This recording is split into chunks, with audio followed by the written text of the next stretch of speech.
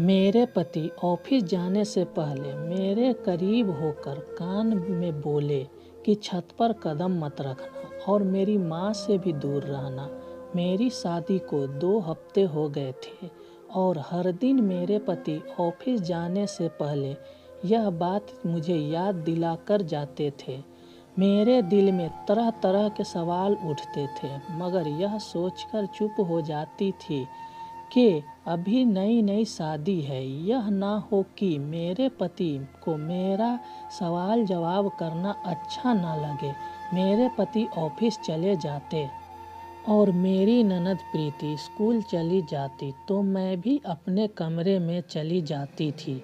लेकिन मेरी सास बार बार बहाने बनाकर मेरे पास आना चाहती थी, मगर मैं अपने पति के डर की वजह से उनसे दूर दूर ही रहती थी। 2 बजे के करीब मेरी ननद प्रीति स्कूल से वापस आ जाती थी और यूनिफॉर्म चेंज किए बिना ही छत पर चली जाती थी। प्रीति छत पर पूरा घंटा बिताकर आती थी। वह जैसे ही नीचे उतरती मेरी सास उसको बातें सुनाना शुरू कर देती थी और देखते ही देखते हमारा घर जैसे पानीपत के युद्ध का मैदान बन जाता था। पहले पहले तो मुझे लगता था कि मेरी सास प्रीति के साथ इसलिए झगड़ती थी क्योंकि वह स्कूल से वापस आने के बाद बस्ता खोल कर भी नहीं देखती थी। मगर अब मुझे इस घर में आए हुए 2 हफ्ते हो गए थे। अब मुझे ऐसा लगता कि मेरी सास प्रीति को छत पर जाने से रोकती थी, मगर वह उनकी बात को तवज्जो ही नहीं देती थी। फिर शाम को जब मेरे पति आते तो सीधे प्रीति के कमरे में चले जाते। न जाने दोनों भाई बहन घंटे भर क्या मीटिंग करते रहते थे। प्रीति के कमरे से निकलकर वह सीधे छत पर चले जाते और वहाँ भी काफ़ी देर तक बैठे रहते थे। मैं कमरे में बैठी यह सब देखती रहती थी। शाम गए जब मेरे पति कमरे में आए तो मैं मुंह बसूर कर बैठ गई थी। वह मुझे देखकर हंस पड़े और बोले, आज तो सूरज 1.25 हाथ पर है, ऊपर वाला रहम करे। उनको हंसने से मुझे हिम्मत मिल गई थी, इसलिए मैं शिकवा किए बिना न रह सकी। मैंने उनसे कहा कि आप मुझे घर वालों से घुलने मिलने क्यों नहीं देते और ना ही खुद मुझे वक्त देते हैं। हर समय छत पर बैठे रहते हैं, न जाने क्या खजाना छुपा कर रखा है।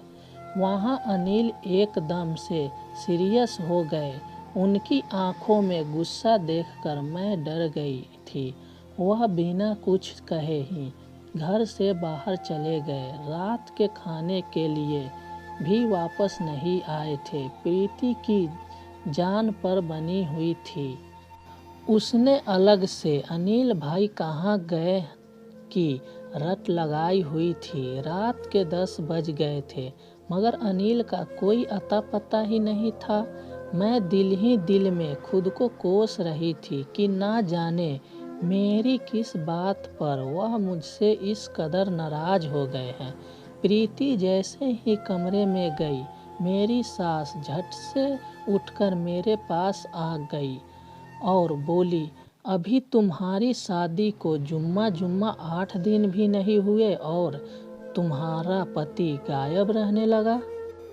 उस पर कड़ी निगाह रखो। सास की बात सुनकर मेरे दिल में ढेरों सवाल आने लगे। तभी अनिल दरवाज़ा खोलकर घर में दाखिल हो गए। उन्होंने मुझे और अपनी माँ के करीब खड़े देख लिया था। अनिल कुछ भी बोले बिना ही मुझे कलाई से पकड़कर कमरे में ले गए। अनिल गुस्से से बोले, माँ तुम्हें क्या कह रही थी?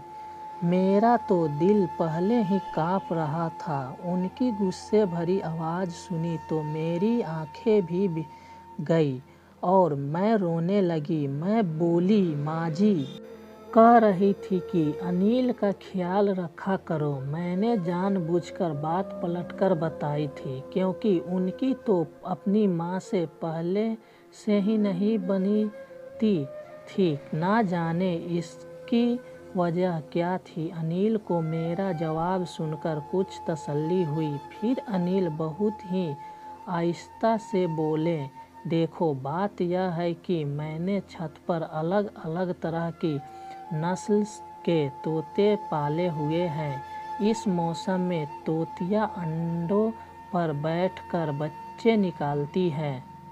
इस तरह उनकी नस्ल बढ़ जाती है। लेकिन अगर तोते किसी अजनबी आदमी को अपने पिंजरे के पास देख ले तो उनको खतरा महसूस होता है। फिर वह अंडों से बच्चे नहीं निकालते, वह अपने अंडे खुद ही तोड़ देते हैं। तुम अभी उनके लिए अजनबी हो, इसलिए मना करता हूँ। अनिल की बात सुनकर मेरा दिल हल्का हो गया था। मैं बोली, परिंदे तो मुझे भी बहुत पसंद है। मैं आपके तोते का ख्याल रखूंगी। प्रीति भी तो ख्याल रखती है। अनिल हंसकर बोले, मेरे तोते प्रीति को जानते हैं। मैंने उसकी ड्यूटी लगा रखी है कि वह मुझे तोतों की रिपोर्ट दिया करे, किस जोड़े ने अंडे दे दिए हैं और किसने अभी बच्चे निकाले हैं। मैं सारी बात समझ गई थी। फिर मैं बोली, आप मुझे माँ जी के पास बैठने से मना क्यों करते हैं? वह बोले, क्योंकि माँ तुम्हें नुकसान पहुँचा सकती है। उनका मानसिक संतुलन कुछ बिगड़ा हुआ है। क्या तुम नहीं देखती कि वह हर वक्त लड़ती झगड़ती रहती है? मैंने हाँ में सर हिला दिया। अनिल के जवाब से मेरे दिल को कुछ सुकून मिला। मैं अपने आप को बहुत ही हल्की फुल्की से महसूस कर रही थी। अगले दिन फिर अनिल मेरे कान में बोले कि छत पर मत जाना और माँ से दूर रहना। लेकिन मैंने दिल ही दिल में सोच लिया था कि मैं अनिल से छुपकर माँ जी का ख्याल रखूंगी। बीमारी में क्या माँ बाप औलाद को छोड़ देते हैं? अनिल और प्रीति तो अपनी माँ से गैरों जैसा सलूक करते थे, मगर मैं तो ऐसा नहीं कर सकती थी ना। इसलिए मैं दोनों के जाने के बाद अपनी सास के पास आकर बैठ गई। मैंने कहा, माँ जी, मैं आपके सर में तेल लगाकर मालिश कर दूँ? उन्होंने जल्दी जल्दी हाँ में सर हिलाया कि कहीं मैं बाद में मुकर न जाऊं। मैं उनके सर में तेल लगाते हुए इधर उधर की बातें कर रही थी, जबकि मेरी सास बार बार मुझसे जिद कर रही थी कि तुम छत पर जाकर वहाँ की सफाई कर दो।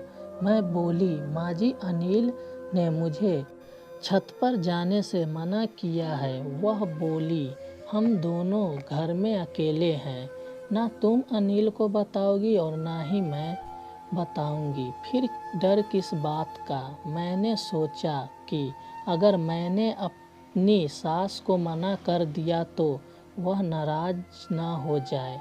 वह कहेंगी कि पहली बार किसी काम को कहा है और वह भी बहू ने मुंह पर ही मना कर दिया। वैसे भी मुझे तोते देखने का बहुत शौक था, लेकिन मेरी बदकिस्मती यह थी कि मैं जैसे ही झाड़ू लेकर सीढ़ियाँ चढ़ने लगी, प्रीति अचानक ही गेट खोलकर घर में दाखिल हो चुकी थी और वह भागते हुए मेरे पीछे आई और उसने मुझे कलाई से पकड़कर नीचे की तरफ खींच लिया और बोली, आपको भाई ने छत पर जाने से मना किया था ना, मगर आपने उनकी बात नहीं मानी। मैं अभी भाई को फ़ोन करके बताती हूँ। मैं डर के मारे कांपने लगी। फिर मैंने प्रीति के आगे हाथ जोड़ दिए कि तुम अनिल को कुछ मत बताना, मगर उसने मेरी एक ना सुनी और फ़ोन मिलाकर अनिल से बोली, मैंने भाभी को छत पर जाते हुए रंगों हाथे पकड़ लिया है। यह तो अच्छा हुआ कि आज हाफ डे था और आज स्कूल से आधी छुट्टी हो गई, वरना सोचे क्या हो जाता। मैं अपनी अक्ल पर मातम करके लगी थी कि मैंने यह बात नज़रअंदाज क्यों कर दी कि आज तो आधी छुट्टी थी। प्रीति ने मुझे फ़ोन पकड़ा दिया और बोली, भाई आपसे बात करना चाहते हैं। मैंने फ़ोन कान से लगाकर हेलो किया तो अनिल की गुस्से से भरी आवाज़ सुनाई दी। वह बोले, आज मैं इसको तुम्हारी पहली और आखिरी गलती समझकर माफ़ कर रहा हूँ, लेकिन अगर एक बार भी तुमने यह हरकत दोबारा करने की कोशिश की तो मैं कुछ भी सोचे समझे बिना ही तुम्हें घर से निकाल दूँगा। मुझे अनिल से इस तरह की उम्मीद नहीं थी। मैं अपने कमरे में जाकर रोने लगी थी। शाम हुई तो अनिल ऑफिस से लौट आए थे। वह रोज की तरह प्रीति के कमरे में चले गए और फिर छत पर चले गए। मैं कमरे में बैठी डर की वजह से कांप रही थी कि अब न जाने वह मेरे साथ क्या करेंगे। लेकिन जब वह कमरे में आए तो बहुत ही प्यार से बोले, क्या बात है, आज अंधेरा करके क्यों बैठी हो? अनिल की बात सुनकर मेरे दिल को कुछ सुकून मिला। मैं जल्दी से उठी और अनिल से बोली, मैं छत पर जाना नहीं चाहती थी, माँ जी ने मुझे ज़बरदस्ती भेजा था। अनिल ने कुछ सोचते हुए सर हिला दिया। वह बोले, इसलिए तो मैं तुम्हें माँ के पास बैठने से मना करता हूँ, क्योंकि वह हम दोनों को बसने ही नहीं देना चाहती। मैं हैरत में डूब गई थी। आखिर वह कैसी माँ थी जो बेटे का घर उजाड़ना चाहती थी। रात को मैं सोई हुई थी कि अचानक ही मेरी आँख खुल गई, लेकिन मुझे दोबारा नींद ही नहीं आ रही थी। मैं करवट पर करवट बदल रही थी। प्यास की वजह से गले में कांटे चुभने लगे थे, इसलिए मैं उठकर बाहर सहन में निकल आई थी। मगर मुझे हैरत तब हुई जब मैंने प्रीति और अपनी सास को सर जोड़ कर बैठे देखा था। ना जाने वह दोनों आपस में क्या खुसर खुसर कर रही थी। मैं दबे कदमों अपने कमरे में वापस लौट आई। यह बात तो जाहिर थी कि मेरी सास और प्रीति अंदर से एक दूसरे से मिली हुई थी। वह अनिल की आंखों में धूल झोंकने के लिए आपस में लड़ रही थी। फिर रात को न जाने क्या क्या प्लान बनाती थी। अब मुझे समझ आ गया था कि आज का वाकया भी एक सोची समझी चाल थी। माँ जी ने मुझे उसी वक्त छत पर भेजा जब प्रीति की वापसी का वक्त हो गया था। लेकिन फिर दिल में यह ख्याल उठता कि अनिल ऐसा क्यों करते हैं। तोते तो अक्सर घरों में पाए जाते हैं, मगर इस कदर ऐतिहासिक उससे पहले देखने को नहीं मिली थी। मैंने सोच लिया था कि मैं इन तीनों को बेनकाब करके ही रहूँगी। अगले दिन ऑफिस जाने से पहले अनिल ने मुझे फिर वही बातें कही जो वह हमेशा ही मुझे कहते थे। अनिल और प्रीति के जाने के बाद मैं भी अपने कमरे में चली गई थी। मेरी सास मुझे बार बार आवाज़ देती जा रही थी। वह अभी कहती कि आकर मेरी टांगें दबा दो, तो कभी कहती कि सर में तेल डाल दो। दिल चाहता था कि उनकी बात मान लूँ, मगर दिल दिमाग बार बार मना ही कर रहे थे। इसलिए मैं दिल दिमाग की जंग में फंसी रही, मगर कमरे से बाहर ना निकली। दोपहर 2 बजे के करीब प्रीति घर आई थी। वह सीधा मेरे कमरे में ही आई थी। वह बोली, भाभी मैंने महसूस किया है कि कल के झगड़े के बाद आप मुझसे नाराज सी हो। मैं मुंह बसोर कर बोली, क्या नाराज नहीं होना चाहिए। प्रीति मेरे पास आकर बेड पर बैठ गई और बोली, अगर मैं आपकी जगह होती तो मैं भी नाराज हो ही जाती, मगर आप खुद को मेरी जगह रखकर देखोगी तो आपकी नाराज़गी ख़त्म हो जाएगी। मैं बिन बाप की बच्ची हूँ, माँ का भी मानसिक संतुलन बिगड़ा हुआ है। अब अनिल भाई ही हैं जो मेरे लिए माँ और बाप दोनों बन गए हैं। अब उन्होंने मुझे एक काम सौंपा है और वह है उनके तोतों की देखभाल करना। क्या मैं उनके लिए इतना भी नहीं कर सकती। फिर मुझे यह भी डर था कि अगर अनिल भाई नाराज हो गए तो मैं कहीं की भी नहीं रहूँगी। अब आप अपना गुस्सा थूक दे और मेरे साथ दोस्ती कर ले। देखो मैं आपके लिए स्कूल से क्या लाई हूँ, शक्कर कंदी की खट्टी मीठी चाट। इतना कहकर प्रीति किचन में चली गई। जब वह वापस आई तो उसने अपने हाथों में 2 प्लेटें पकड़ी हुई थी जिनमें चाट थी। मेरे मुंह में एकदम से पानी भर आया। फिर मुझे प्रीति की बातें भी कुछ सही ही लगी थी, इसलिए मैंने मुस्कुराकर उससे वह प्लेट पकड़ ली और चाट खाते हुए बातें करने लगी। वह मुझे अपने स्कूल की बातें बता रही थी। चाट खाकर वह बोली, भाभी अब मैं ज़रा तोते देख आऊँ, फिर अपने कमरे में जाकर सो जाऊंगी। उसकी बात सुनकर मुझे भी नींद आने लगी थी। मैं भी लेट गई थी। फिर कुछ पता ही नहीं चला कि मुझे कब नींद आ गई।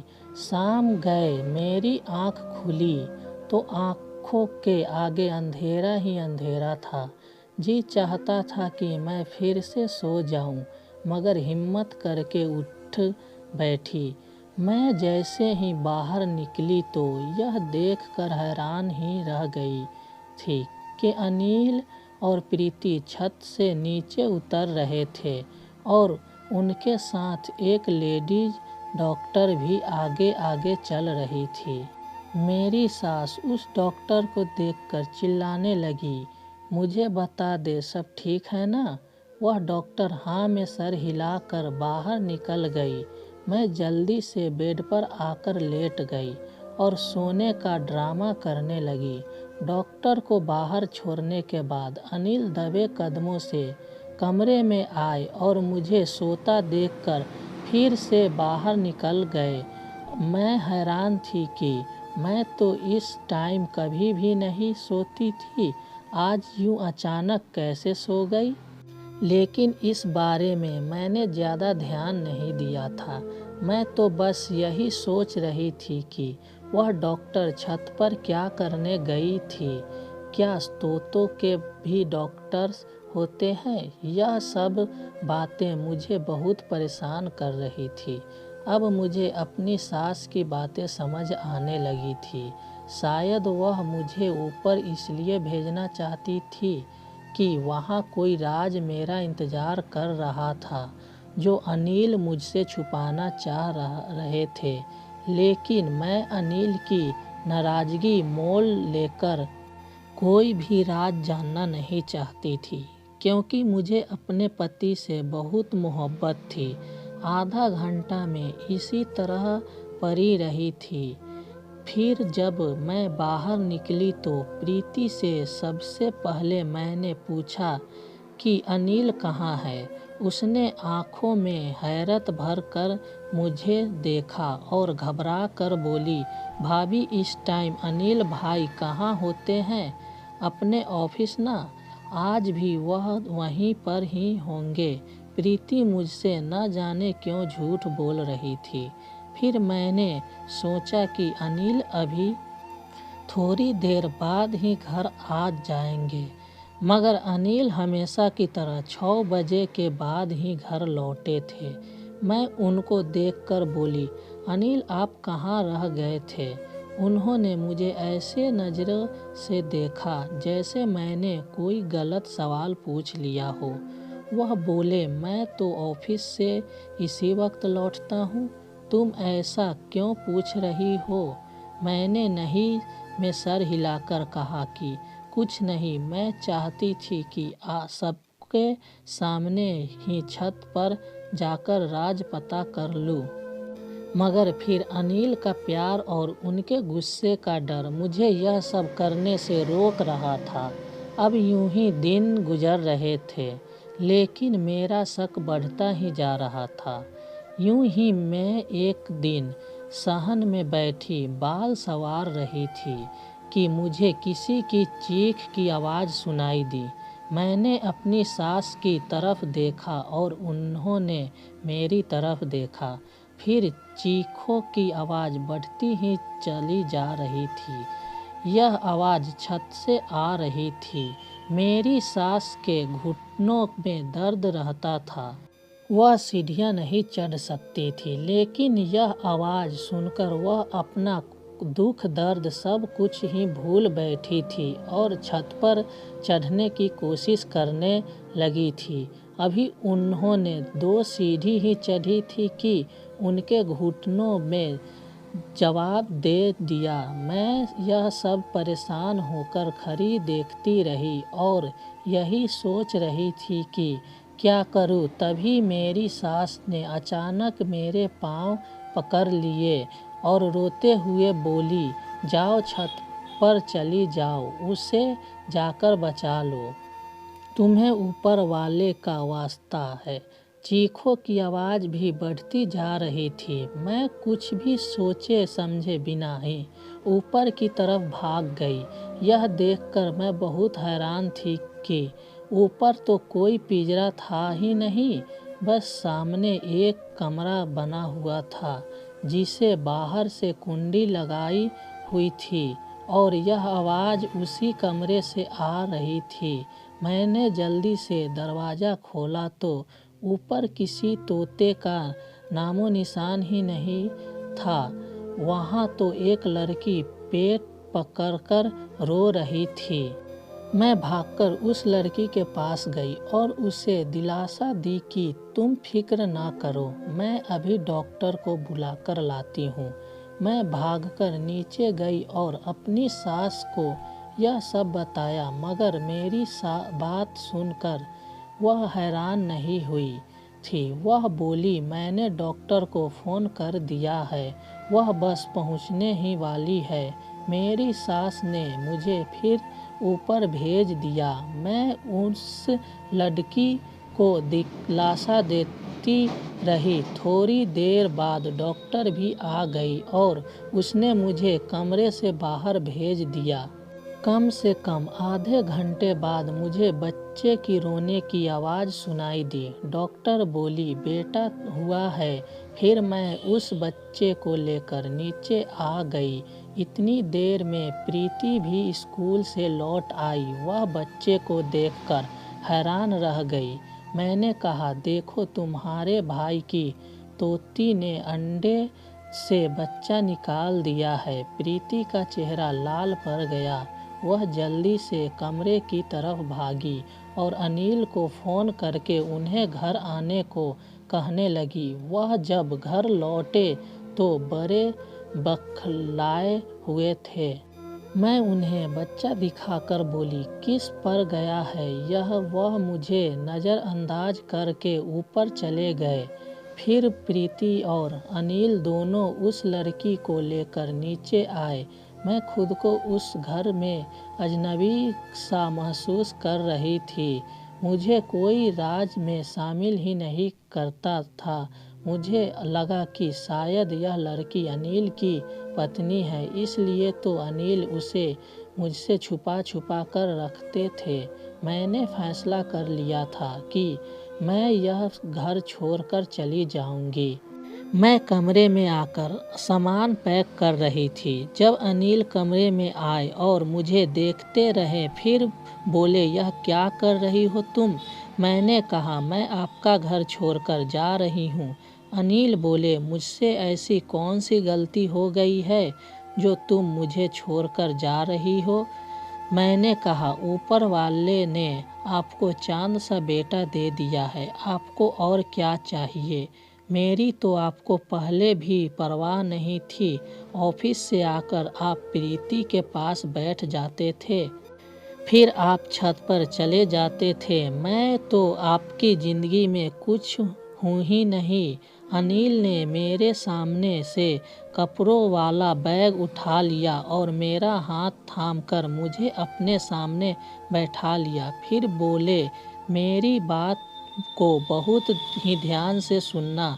तुम जानती हो कि ये लड़की जो छत पर रहती है, यह मेरी सगी बहन है। यह जब 16 साल की हुई तो न जाने किस दरिंदे की बातों में आ गई। उस लड़के ने छुप कर इससे शादी कर ली और यह प्रेग्नेंट हो गई। माँ ने यह बात मुझसे छुपा ली थी, लेकिन मुझे उसके बढ़ते पेट से अंदाज़ा हो गया था कि कुछ न कुछ तो गड़बड़ ज़रूर है। मैंने उससे पूछा, वह छोटी थी तो डर गई और सब कुछ मुझे बताने के लिए तैयार हो गई। सच सुनकर मैं तो काँप कर रह गया था। जब मैंने उससे और बातें पूछने की कोशिश की तो वह रोने लगी थी। उसने मुझे अपने पति का नाम नहीं बताया था। फिर मोहल्ले वालों को हम क्या बताते कि यह किसका बच्चा है? मेरी मासूम बहन बदनाम होकर रह जाती और हम भी किसी को मुंह दिखाने के लायक न रहते। इसलिए मैंने उसको कहा कि वह छत पर ही रहे। वह इस बात पर तैयार हो गई थी, लेकिन माँ को लगता था कि मैंने और प्रीति ने उसको उसके जुर्म की सज़ा देने के लिए उसे छत पर कैद किया हुआ है। माँ घुटनों की वजह से छत पर नहीं जा सकती थी, इसलिए हर समय मुझसे और प्रीति से झगड़ती रहती थी। मेरी बेटी को नीचे ले आओ। जहाँ तक तुम्हारी बात है तो मैंने तुम्हें इसलिए नहीं बताया क्योंकि अभी तो तुम हमारे घर में नई नई आई थी। तुम मेरी बहन के बारे में कोई गलत राय भी सोच सकती थी। मुझे डर था कि तुम मुझे छोड़कर ना चली जाओ। अब जब हर चीज़ तुम्हारे सामने आ गई है तो मैं तुमसे एक मदद मांगना चाहता हूँ। क्या तुम मेरी बात मानोगी? मैं अनिल की बातें सुनकर अपनी नंद के लिए परेशान हुई और मैंने झट से हाँ में सर हिला दिया। तो अनिल बोले, तुम मेरी बहन के साथ दोस्ती का रिश्ता बना लो। तुम ही वह इंसान हो जिसे वह अपना राज बता सकती है, क्योंकि उसने ना प्रीति को कुछ बताया है और ना ही माँ को। मैंने अनिल से वादा किया था कि मैं उससे पूछ कर ही रहूँगी। अब मैं हर समय अपनी ननद के साथ साथ रहती थी। मैं उसके बच्चे का बहुत ख्याल रखती थी। मैंने एक दिन उससे कहा कि यह बच्चा कितना बदनसीब है, ना इसे तो बाप का प्यार भी नहीं मिला। वह यह बात सुनकर फूट फूट कर रोने लगी। फिर वह बोली, भाभी, इस बच्चे का बाप रमेश है, मेरा बचपन का मंगेतर। न जाने हमें क्या सूझी कि हमने जोश जोश में घरवालों से छुपकर शादी कर ली थी। जब मैं प्रेग्नेंट हुई तो वह डर गया और पीछे हट गया, क्योंकि वह तो खुद अभी कॉलेज का स्टूडेंट था। वह घर वालों को यह सब नहीं बताना चाहता था। ननद की मुंह से उसके पति का नाम सुनकर मेरे सर से तो जैसे बोझ ही उतर गया। मामला तो बहुत ही सीधा था। हम बिना वजह ही घबरा रहे थे, क्योंकि जो इसके बच्चे का पिता था उसके साथ तो इसका बचपन से ही रिश्ता तय हो चुका था। मैंने अनिल से बात की तो उन्होंने भी सुकून का सांस लिया। फिर तो सारा मामला ही सुलझ गया। अगले दिन अनिल रमेश के घर गए और रमेश के मम्मी पापा से बात की। उन्हें भी सारी बात बता दी। शुक्र है कि रमेश के माँ बाप ने अपने बेटे की गलती को स्वीकार किया और शर्मिंदगी भरे लहजों में बोले कि आप चिंता ना करें, कुछ सालों बाद भी तो हमें तुम्हारी बहन को बहू बना कर ले ही जाना है, तो आज क्यों नहीं। इस तरह मेरी ननद एक बच्चे के साथ अपने घर से विदा होकर अपने ससुराल चली गई थी और हमारे घर में एक बार फिर से खुशियाँ लौट आई थी। तो दोस्तों, यह थी हमारी आज की कहानी। आपको कैसी लगी और क्या कहना आपका इस कहानी के बारे में, कमेंट करके हमें ज़रूर बताएं। वीडियो को लाइक कर दीजिए और इसी तरह कहानियाँ लगातार देखने के लिए चैनल को सब्सक्राइब करके घंटी को दबाकर ऑल पर सेट कर लीजिए, ताकि आने वाली वीडियो का नोटिफिकेशन आपके पास तुरंत पहुँचे। मैं मिलता हूँ आपसे अगली वीडियो में, तब तक के लिए धन्यवाद।